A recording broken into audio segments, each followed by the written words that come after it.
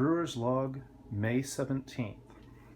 It's been a while since I got anything done, but I'm finally going to get around to racking a few of the bottles tonight. I wanted to show these before I racked them, so you can see that they're starting to clear. I've jostled these first two a little bit so they're a little more cloudy, but as you can see, when I get down to like the honey and just the standard brown sugar, they've cleared and most of the stuff is settled to the bottom. They're a fairly clear liquid at this point. That's definitely a good sign that most of the fermentation has stopped. I can see most of these, they still have some type of pressure in them. I've got one that has, or two of these that have back pressure, but the pressure is one of the things that I do like about the S locks, because I can see that there is still pressure in there.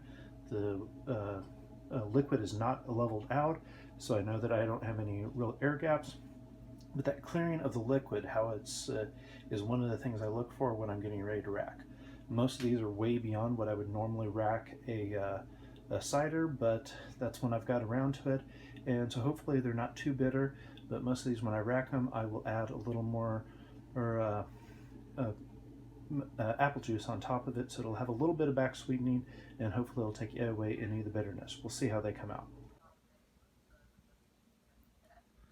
I'm not sure if I've ever shown this on video before, but this is how I start my racking process. I get another jug of the same size, I use my auto siphon, and pump it a few times and then let it set until it's drained to the bottom.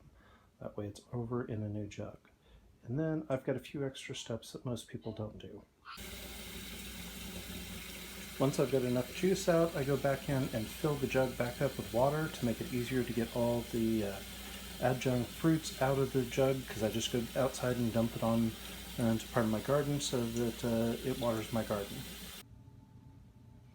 So here's where I really differ from a lot of racking. Usually most people rack into the secondary and just leave it in there. Because I write on my bottles, I've gone to the habit of pouring it back into the original bottle. And part of what I do when I'm doing this is I have a funnel that has a filter in it. So especially when I'm doing oranges and lemons and other adjuncts, this helps for getting as much of that out and so it's not in the secondary as I'm waiting to let it cold crash and getting ready to bottle.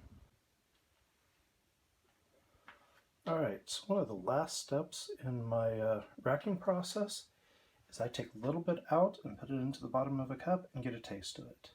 This helps me to determine if I need to back sweeten, if it's ready to go straight in to be cold crashed, or if it needs any type of changes. These three I'm still debating. I think I'm going to top them off with more apple juice, since they were just regular apple juice to begin with. The other four that I did tonight are in the fridge. The four that I made with cider on 327, I believe it was, they all tasted pretty good, and I decided that they really didn't need much, any type of topping off, especially since I didn't have any more of the Lewisburg of the same season or any more Musselman ready to top them off. And so I thought they were pretty good, so we're going to let them cold crash for a few days and then we'll bottle, especially since I only have it looks like a third of a bottle left of brown sugar and a little bit of a honey in the back. So it's definitely time to start bottling or getting something else to drink.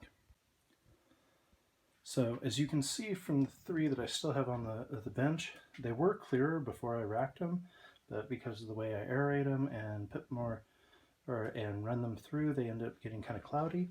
I'm actually kind of surprised on the banana orange that it actually has sediment already in the bottom of it. I'm guessing it has to do with the banana that was in it, and we'll see how that ends up coming out.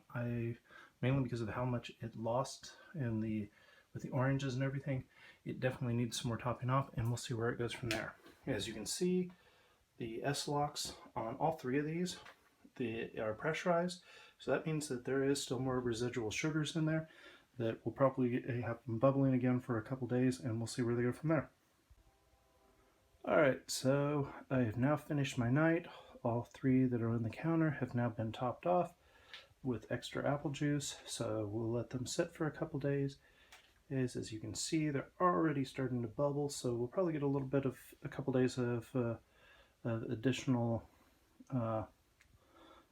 fermentation before I try to bottle them, and hopefully I can get some nice carbonation out of these, because I figured with the orange and lemon and bananas, carbonation would definitely help. So we'll see where they go from there.